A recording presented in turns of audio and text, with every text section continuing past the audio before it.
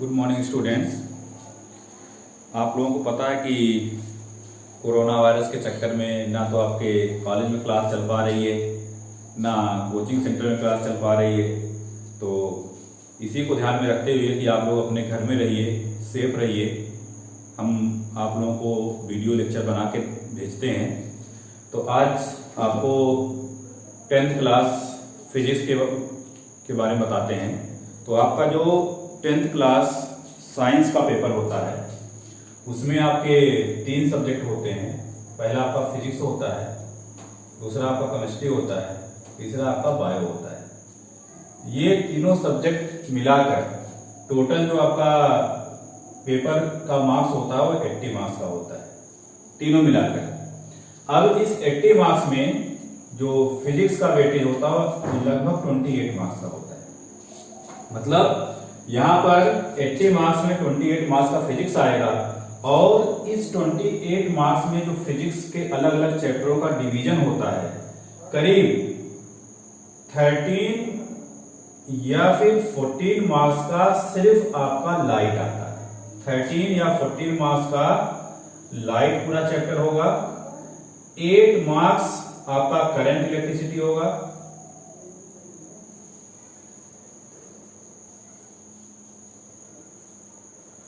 और 5 मार्क्स के आसपास आपका magnetic effect of electric current,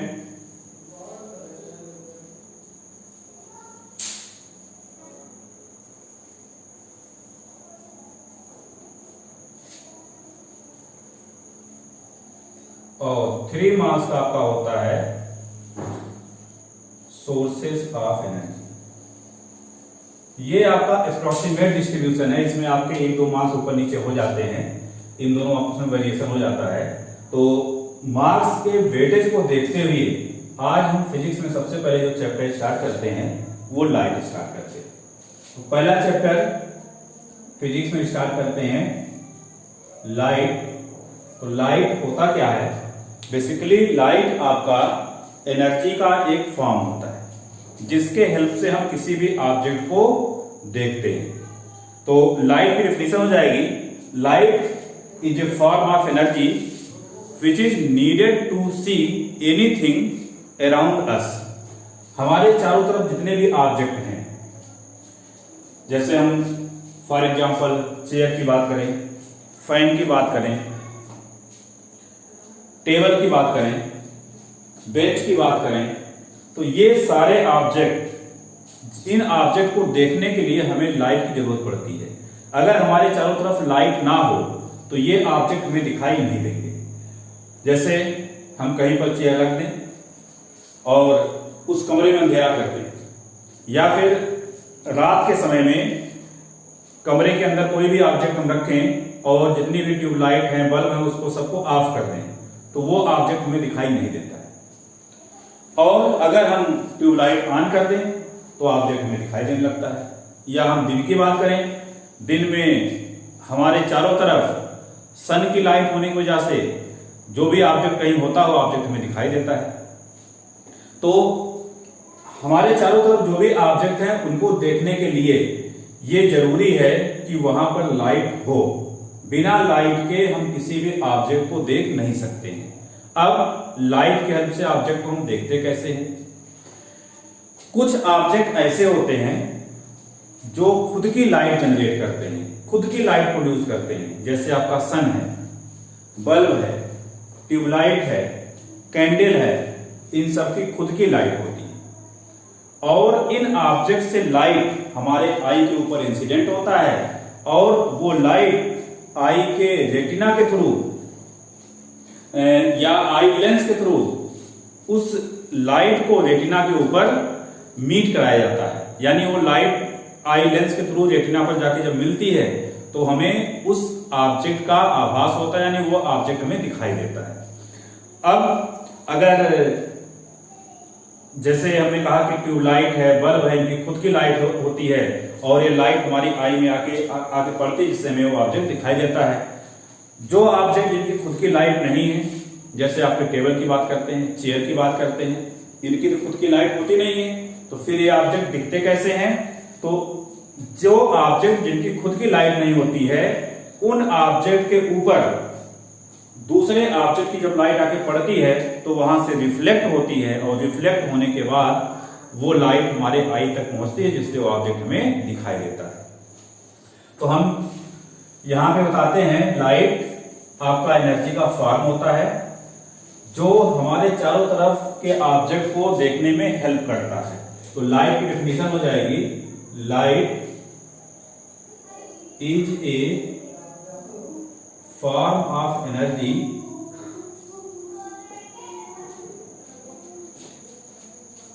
light is needed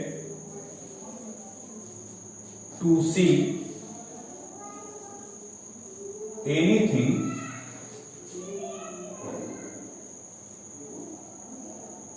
around us। मतलब अगर हमारे चारों तरफ लाइट नहीं है तो हम ऑब्जेक्ट को नहीं देख पाएंगे। अब अभी मैंने बताया कि जो आपके ऑब्जेक्ट हैं वो आपके टू टाइप के हैं। कुछ ऑब्जेक्ट ऐसे हैं जिनकी खुद की लाइट होती है, जो अपनी खुद की लाइट जनरेट करते हैं, और ऐसे ऑब्जेक्ट जो अपनी खुद की लाइट जनरेट करते हैं उनको हम नाम देते हैं ल्यूमिनस ऑब्जेक्ट।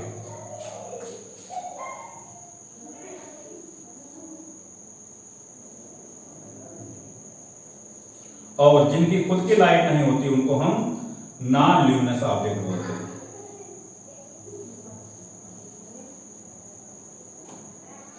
तो यहां से जो आपके ऑब्जेक्ट होते हैं टू टाइप्स के होते हैं। नंबर 1 ल्यूमिनस ऑब्जेक्ट, दूसरा नॉन ल्यूमिनस ऑब्जेक्ट। तो ल्यूमिनस ऑब्जेक्ट वो ऑब्जेक्ट होते हैं जिनकी खुद की लाइट होती है, जो जिनकी खुद की लाइट हमारे आई तक आती है। For example sun, bulb etcetera, ये सब आपके ल्यूमिनस ऑब्जेक्ट हैं। नॉन ल्यूमिनस ऑब्जेक्ट में फैन, चेयर, टेबल, ये सब आपके नॉन ल्यूमिनस ऑब्जेक्ट हैं। इनकी खुद की लाइट नहीं होती, लेकिन जब इस ल्यूमिनस ऑब्जेक्ट की लाइट इन ऑब्जेक्ट के ऊपर इंसिडेंट होती है तो ये ऑब्जेक्ट उस लाइट को रिफ्लेक्ट करते हैं, और रिफ्लेक्ट होने के बाद वो लाइट हमारे आई तक पड़ती है, तो ये ऑब्जेक्ट हमें दिखाई देते हैं। अब लाइट के बाद हम पढ़ते हैं रिफ्लेक्शन ऑफ लाइट। तो यहां पर मेनली लाइट में हमें दो फिनोमेना के बारे में पढ़ना है। पहला आपका है reflection of light,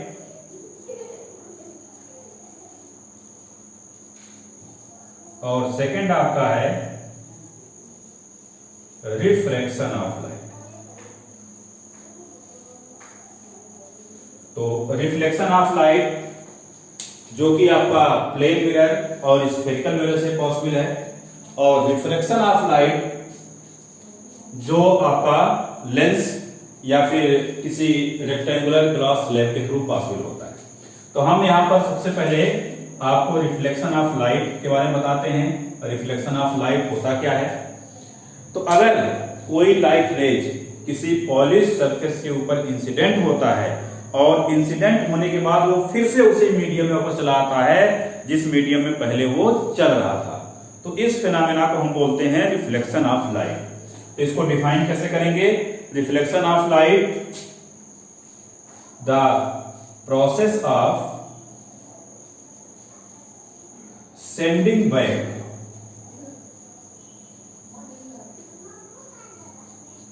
the process of sending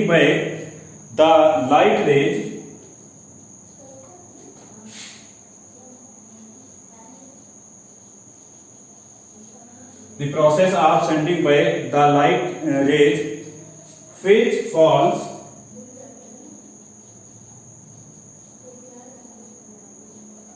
on the surface of an object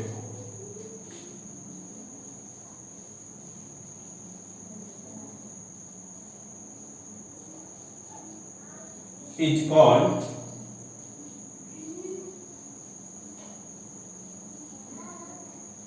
reflection of light. तो यहां पे हमें यह ध्यान देना है कि जो हम ऑब्जेक्ट जिसके ऊपर लाइट को इंसिडेंट करा रहे हैं, वो आपका ऑब्जेक्ट स्मूथ होना चाहिए। अगर वो उस ऑब्जेक्ट का सरफेस स्मूथ होगा तो रिफ्लेक्शन का फिनोमेना सही तरीके से होगा, मतलब जो लाइट इंसिडेंट हो रही है उसका मोस्टली पार्ट रिफ्लेक्ट होगा। और अगर सरफेस स्मूथ नहीं होगा तो उस केस में मोस्टली पार्ट रिफ्लेक्ट नहीं होगा, कुछ रिफ्लेक्ट होगा, कुछ रिफ्रैक्ट हो जाएगा। तो reflection of light, the process of sending back the light rays which falls on the surface of an object is called reflection of light. तो इसको हम डायग्राम के हेल्प से देखते हैं कि रिफ्लेक्शन ऑफ लाइट किस तरह से पॉसिबल हो रहा है। अगर हम सपोज कर लें ये आपका एक प्लेन मिरर है। प्लेन मिरर को रिप्रेजेंट करने के लिए क्या करते हैं, इसके फ्रंट साइड पे सिल्वर की पॉलिश करते हैं। ये साइड में सिल्वर की हम पॉलिश कर रहे हैं और इस सिल्वर की पॉलिश को सेफ रखने के लिए, वो जल्दी डिस्ट्रॉय ना हो, इसके बैक साइड में रेड कलर की हम पेंटिंग कर देते हैं। तो ये आपका जो रिप्रेजेंट किया जा रहा है ये आपकी रेड कलर की पेंटिंग है और इधर सिल्वर पॉलिश है। ये आपका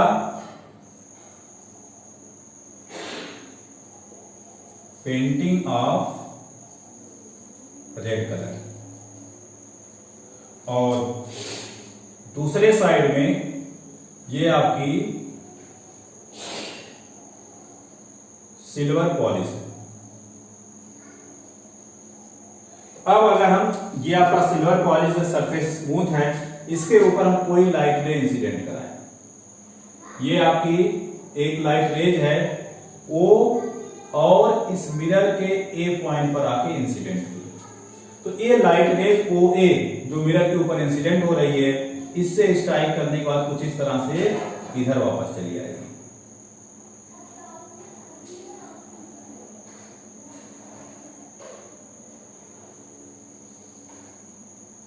इसको हम ए बी नाम देते हैं। तो यहां पर ये आपकी लाइट रेज ओ ए इस मिरर के ए पॉइंट पर इंसिडेंट हुई और यहां से स्ट्राइक करने के बाद ये ए बी रास्ते से वापस चली आई।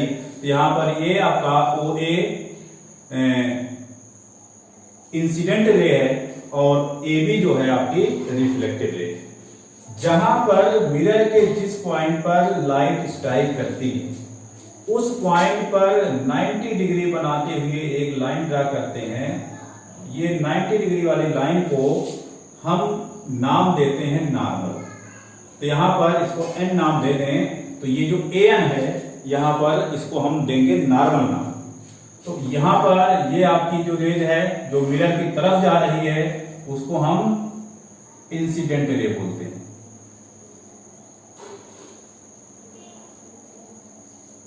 जो रे मिरर से दूर जा रही है उसको हम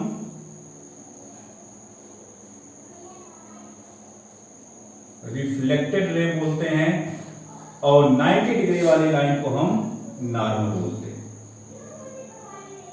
तो यहां पर हमने डायग्राम से दिखाया कि ये आपकी एक रेज है जिसको हमने ओ ए नाम दिया है। ये मिरर के ए पॉइंट पर आके स्ट्राइक हो रही है। यहां ए पॉइंट से स्ट्राइक करने के बाद ये ए से बी रास्ते से वापस जा रही है। तो मिरर की तरफ आने वाली रेज को हम इंसिडेंट रे नाम दे रहे हैं, मिरर से दूर जाने वाली रे को हम रिफ्लेक्टेड रे नाम दे रहे हैं, और जिस पॉइंट पर लाइट स्ट्राइक की है उस पॉइंट के से 90 डिग्री का एंगल बनाती हुई जो लाइन जा रही है उसको हम नॉर्मल नाम देते हैं। अब यहां से भी क्लियर हो गया कि इंसिडेंट रे क्या होती है। इंसिडेंट रे वो रे होती है जो मिरर से जाकर स्ट्राइक करती है। जिस पॉइंट पर ये रे स्ट्राइक करती है उस पॉइंट को हम नाम देते हैं पॉइंट ऑफ इंसिडेंस। तो अगर हम इस ए पॉइंट का नाम पूछे क्या है तो इसको बोलेंगे पॉइंट ऑफ इंसिडेंस। और इस पॉइंट ऑफ इंसिडेंस से जो लाइट रे दूर जाती है उसको हम रिफ्लेक्टेड रे बोलते हैं। पॉइंट ऑफ इंसिडेंस पर 90 डिग्री का बनाती हुई जो लाइन ड्रा करते हैं इसको डॉट डॉट लाइन से दिखाते हैं, ये नॉर्मल होता है। अब यहाँ पर दो टर्म और आते हैं, एक टर्म है एंगल ऑफ इंसिडेंस और दूसरा टर्म है एंगल ऑफ रिफ्लेक्शन। तो एंगल ऑफ इंसिडेंस होता क्या है, angle formed between incident ray and normal. इस इंसिडेंट रे और नॉर्मल के बीच जो एंगल बनता है, यानी ये एंगल जिसको हम आई से रिप्रेजेंट करते हैं, इस एंगल को बोलते हैं एंगल ऑफ इंसिडेंस। दूसरा angle of reflection. Angle of reflection क्या होता है? Angle form between reflected ray and normal, मतलब ये एंगल, इस एंगल को हम आर से रिप्रेजेंट करते हैं और ये एंगल होता है एंगल ऑफ रिफ्लेक्शन। तो अभी हमने रिफ्लेक्शन फिनोमेना को डायग्राम के हेल्प से दिखाया। तो रिफ्लेक्शन फिनोमेना के होने के लिए एक आपका स्मूथ सरफेस होना चाहिए। उस स्मूथ सरफेस के लिए हमने प्लेन मिरर ले लिया। तो ये आपका एक प्लेन मिरर है।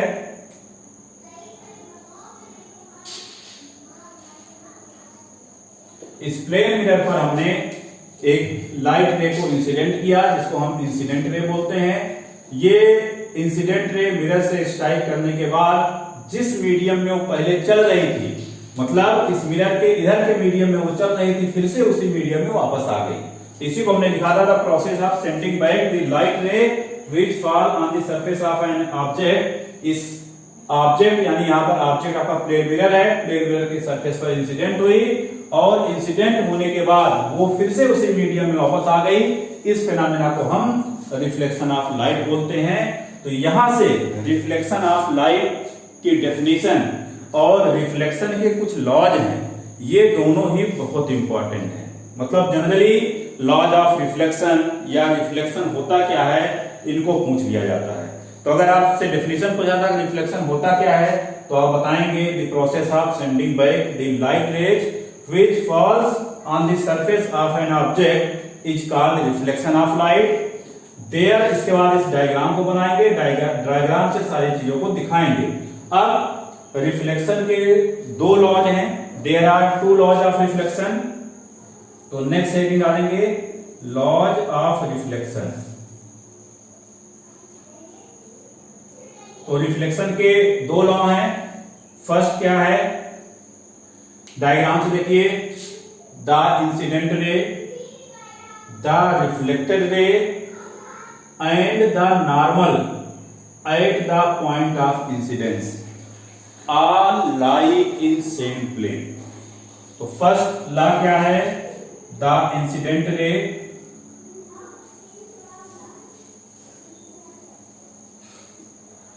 द रिफ्लेक्टेड रे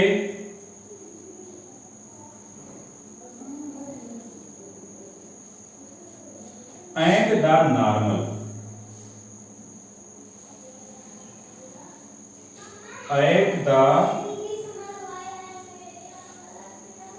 point of incidence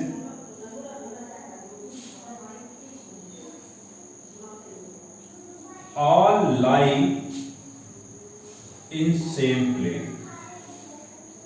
ये आपका तो रिफ्लेक्शन का फर्स्ट लॉ है। फिर से देखिए डायग्राम से, the incident ray, the reflected ray and the normal at the point of incidence all lie in same plane. ये रिफ्लेक्शन का आपका फर्स्ट लॉ है। और सेकेंड लॉ क्या है, angle of incidence and angle of reflection, ये दोनों एक दूसरे के इक्वल होते हैं। मतलब angle I equal to angle R, ये रिफ्लेक्शन का सेकेंड लॉ। तो यहां से हमने रिफ्लेक्शन के दो लॉ बताए। पहला लॉ क्या है, the incident ray, the reflected ray and the normal at the point of incidence all lie in same plane. और सेकेंड लॉ क्या है, the angle of incidence is equal to the angle of reflection. ये आपके reflection के दो law. इसके बाद अभी हमने देखा कि ये एंगल और ये एंगल इक्वल होते हैं, यानी जो आपका एंगल, कोई भी रे प्लेन मिरर के ऊपर जितने एंगल पर इंसिडेंट होगी उतने ही एंगल पर रिफ्लेक्ट होगी। एंगल ऑफ इंसिडेंस और एंगल ऑफ रिफ्लेक्शन सेम होते हैं। यानी अगर हम इस एंगल ऑफ इंसिडेंस को इंक्रीज करें तो एंगल ऑफ रिफ्लेक्शन भी इंक्रीज होगा, और अगर इस एंगल ऑफ इंसिडेंस को डिक्रीज करें तो एंगल ऑफ रिफ्लेक्शन भी डिक्रीज होगा। इसके अलावा एक केस और आता है, अगर हम किसी भी लाइट रे को प्लेन मिरर के ऊपर नॉर्मली इंसिडेंट करा दे तो क्या होगा। जैसे हमने ये प्लेन मिरर लिया और इसके ऊपर एक रे को हमने नॉर्मली इंसिडेंट करा दिया, ये आपकी इंसिडेंट रे है, इसको OA नाम देते हैं। मतलब ये incident ray OA plane mirror के पॉइंट A पर इंसिडेंट हो रही है नॉर्मली। अब अगर हम यहां पर नॉर्मल ड्रा करें तो नॉर्मल भी इसी लाइन के ऊपर से पास होगा, क्योंकि इंसिडेंट रे पॉइंट A पे ऑलरेडी नॉर्मली इंसिडेंट हुई है। तो यहां पर इंसिडेंट रे भी यही है, नॉर्मल भी यही है, यानी यहां पर इंसिडेंट रे और नॉर्मल के बीच का एंगल जो है वो 0 है। तो एंगल ऑफ इंसिडेंस की बात करें तो यहां पर एंगल ऑफ इंसिडेंस 0 है। तो लॉ ऑफ रिफ्लेक्शन से एंगल ऑफ इंसिडेंस और एंगल ऑफ रिफ्लेक्शन इक्वल होते हैं, तो एंगल ऑफ रिफ्लेक्शन की वैल्यू भी 0 होगी। तो ये आपके अगर इंसिडेंट रे है तो रिफ्लेक्टेड रे कहां जाएगी, तो रिफ्लेक्टेड रे भी इसी के ऊपर से जाएगी। यानी ये रेज इंसिडेंट होने के बाद अगर नॉर्मली इंसिडेंट हो रही है तो फिर से ये इसी रास्ते से वापस चली जाएगी। मतलब जाने का भी एरो हम इधर दिखा देंगे, आने का एरो। तो अगर आपसे कोई पूछता है कि कोई भी अगर रे किसी प्लेन मिरर के ऊपर नॉर्मली इंसिडेंट हो रही है तो उस केस में रिफ्लेक्टेड रे कहां से पास होगी, तो रिफ्लेक्टेड रे भी उसी रास्ते से बस उसके अपोजिट डायरेक्शन में वापस चली जाएगी। तो यहां पर एंगल ऑफ इंसिडेंट की वैल्यू भी 0 है और एंगल ऑफ रिफ्लेक्शन की वैल्यू भी 0 है। इसके बाद अब हम आते हैं ऑब्जेक्ट और इमेज के बारे में।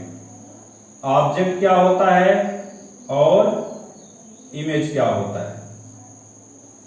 तो कोई भी हम थिंग ले लें जहां से लाइट हमारे आई के ऊपर आती है, चाहे वो उस थिंग की खुद की लाइट हो या किसी दूसरे ऑब्जेक्ट की लाइट हो या किसी दूसरे ल्यूमिनस बॉडी की लाइट हो, तो उसको हम ऑब्जेक्ट बोलते हैं।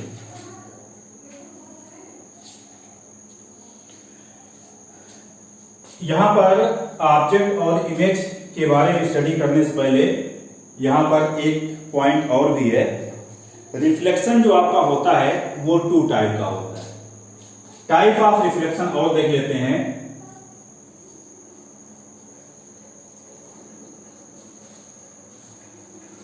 Types of reflection.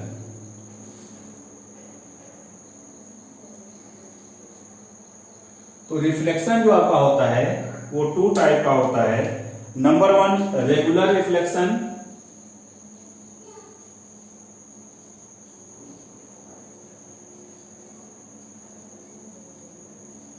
और नंबर 2 डिफ्यूज रिफ्लेक्शन।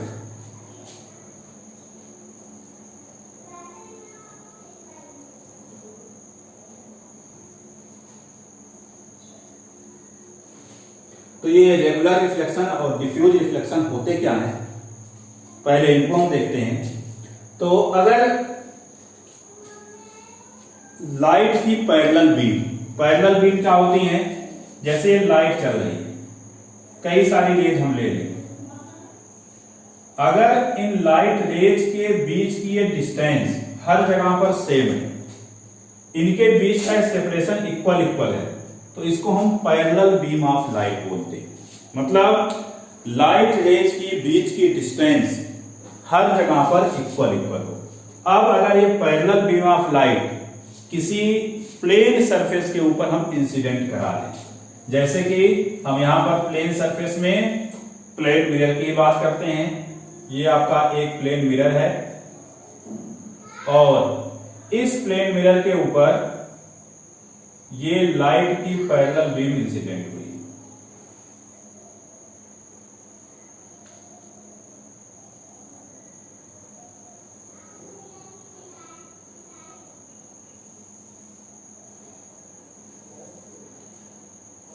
ये पैरेलल बीम अगर रिफ्लेक्शन के बाद, यानी ये कह लें ये आपकी इंसिडेंट पैरेलल बीम है और जो रिफ्लेक्टेड बीम है, रिफ्लेक्टेड बीम आपस में पैरेलल हों, यानी रिफ्लेक्शन के बाद ये जो लाइट रे हैं ये भी आपस में अगर पैरेलल हैं तो ऐसे रिफ्लेक्शन को हम रेगुलर रिफ्लेक्शन नाम देते हैं। ये आपकी parallel beam of incident light है और ये parallel beam of reflected light है। तो अगर इंसिडेंट लाइट बीम आपस में पैरेलल है और वो रिफ्लेक्शन के बाद भी आपस में पैरेलल रहती है, यानी रिफ्लेक्टेड बीम भी आपस में पैरेलल होती हैं, तो ऐसे रिफ्लेक्शन को हम रेगुलर रिफ्लेक्शन बोलते हैं। रेगुलर रिफ्लेक्शन जो आपका होता है वो स्मूथ सरफेस के ऊपर पॉसिबल होता है। डिफ्यूज रिफ्लेक्शन क्या होता है? अगर ये इंसिडेंट पैरेलल बीम रिफ्लेक्शन के बाद पैरेलल ना हो, उनका डायरेक्शन रिफ्लेक्टेड वेव का डायरेक्शन या रिफ्लेक्टेड बीम का डायरेक्शन अलग अलग हो जाए। फॉर एग्जांपल ये हम एक रफ सरफेस ले लेते हैं और इस रफ सरफेस के ऊपर हमने कुछ लाइट की बीम को इंसिडेंट करा दिया। अब ये पैरेलल इंसिडेंट बीम है, ये रिफ्लेक्शन के बाद मान लेते हैं ये रे इधर चली गई, ये रे इधर चली गई और ये रे इधर चली गई, तो ये रिफ्लेक्टेड रे है 1 2 3। ये तीनों रिफ्लेक्टेड रे रिफ्लेक्शन के बाद आपस में पैरेलल नहीं है। पैरेलल इंसिडेंट बीम रिफ्लेक्शन के बाद अगर वो पैरेलल ना हो तो ऐसे रिफ्लेक्शन को हम डिफ्यूज रिफ्लेक्शन नाम देते हैं। और जो डिफ्यूज रिफ्लेक्शन होता है वो आपका इरेगुलर सरफेस या रफ सरफेस के ऊपर पॉसिबल होता है। अगर कोई parallel beam of light rough surface के ऊपर इंसिडेंट हो रही है तो रिफ्लेक्शन के बाद आपस में पैरेलल नहीं होंगी, और अगर रिफ्लेक्शन के बाद आपस में पैरेलल नहीं हो रही है तो ऐसे रिफ्लेक्शन को हम डिफ्यूज रिफ्लेक्शन नाम देते हैं। अब हम उम्मीद करते हैं कि रिफ्लेक्शन टॉपिक आपको क्लियर हो गया होगा। रिफ्लेक्शन के बाद अब आते हैं ऑब्जेक्ट क्या होता है और इमेज क्या होता है। तो सबसे पहले हम ऑब्जेक्ट की बात करते हैं। कोई भी थिंग जो लाइट को देती है या कोई भी थिंग जिससे लाइट हमारे आई के ऊपर आती है, चाहे वो उस थिंग की खुद की लाइट हो या किसी दूसरे थिंग की लाइट हो, तो वो आपका ऑब्जेक्ट होता है। यानी जहां से लाइट हमारे आई के ऊपर आती है वो लाइट किसी एक जगह से आ रही हो या किसी दूसरी कहीं और से आकर दूसरी जगह से रिफ्लेक्ट होके आ रही हो, तो जहां से लाइट आ रही है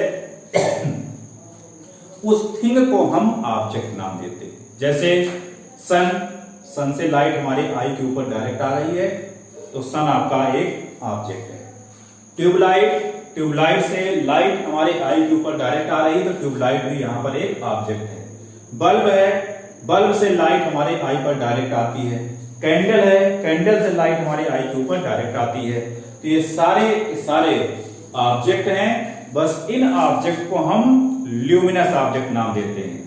चेयर है, बेंच है, टेबल है, इन सबकी खुद की लाइट नहीं होती है, लेकिन जब इनके ऊपर चाहे बल्ब से, चाहे ट्यूबलाइट से, चाहे सन की लाइट इंसिडेंट होती है तो ये रिफ्लेक्ट होकर हमारी आई पर आती है। तो जो रिफ्लेक्टेड लाइट होती है वो हमें ये नहीं दिखाई देती वो बल्ब से आ रही है या वो सन से आ रही है, वो जहां से रिफ्लेक्ट होकर आ रही है वो चीज हमें दिखाई देता है। यानी चेयर से रिफ्लेक्ट होकर आ रही है, टेबल से रिफ्लेक्ट होकर आ रही है, बेंच से रिफ्लेक्ट होकर आ रही है, तो हमारे लिए यहाँ पर चेयर, टेबल, बेंच ये सारे के सारे ऑब्जेक्ट हैं। यानी ऑब्जेक्ट की डेफिनेशन में हम क्या लिखेंगे? Anything which gives out light is known as object। अब वो लाइट चाहे उसकी खुद की हो, चाहे वो किसी दूसरे ऑब्जेक्ट से आने वाली लाइट को रिफ्लेक्ट कर रहा हो। ऑब्जेक्ट के बाद इमेज क्या होता है? इमेज आपका एक ऑप्टिकल अपीयरेंस होता है। जिस ऑब्जेक्ट से लाइट रे आती है हमारे आई के अंदर, तो उस ऑब्जेक्ट का एक हमारे आई के अंदर उस ऑब्जेक्ट का अपीयरेंस होता है। तो ऑब्जेक्ट का जो अपीयरेंस हमारे आई के अंदर होता है, तो आई के अंदर बनने वाले उस अपीयरेंस को हम इमेज नाम देते हैं। फॉर एग्जांपल, अगर हम प्लेन मिरर के सामने खड़े हो जाएं, तो प्लेन मिरर के अंदर हमारे फेस का इमेज दिखता है, या प्लेन मिरर के अंदर हमारे फेस जैसा एक दूसरा फेस दिखता है, तो जो हम अपना फेस प्लेन मिरर के सामने रख रहे हैं वो आपका ऑब्जेक्ट होगा, और हमारे फेस का जैसा दूसरा फेस जो प्लेन मिरर के अंदर बन रहा है वो आपका इमेज होता है। तो image is an optical appearance produced when light rays coming from an object are reflected from a mirror or refracted from a lens। तो अगर मान लेते हैं कि ये आपका कोई ऑब्जेक्ट है और ये आपका प्लेन मिरर है, यहां से हम दो लाइट को भेज दिए, एक लाइट ये भेज दिए, दूसरी लाइट ये भेज दी। अगर ये दोनों लाइट रे रिफ्लेक्शन के बाद किसी पर्टिकुलर पॉइंट पर वो जाके मिल रही है, एक्चुअली अगर वो मिल रही है, तो उस केस में जो इमेज होता है उसको हम रियल इमेज नाम देते हैं। और अगर वो एक्चुअली मिल नहीं रही है, उनको हम सपोज करते हैं कि वो शायद मिल जाए या शायद मिल रही हो, तो उस केस में जो इमेज बनता है उसको हम वर्चुअल इमेज देते हैं। यानी जो इमेज होता है वो आपका एक ऑप्टिकल अपीयरेंस होता है किसी भी ऑब्जेक्ट का, जो कि हमारे आई के ऊपर रिफ्लेक्शन के बाद या रिफ्रैक्शन के बाद आके मीट करता है। अगर लाइट की रेज एक्चुअली मीट कर रही है, तो उस केस में आपका जो इमेज होगा वो रियल इमेज होगा, और अगर एक्चुअली मीट नहीं कर रही है तो वो इमेज जो होगा वो वर्चुअल इमेज होगा। यानी जो इमेज होते हैं वो आपके टू टाइप्स के होते हैं, एक आपका रियल इमेज होता है और दूसरा आपका वर्चुअल इमेज होता है।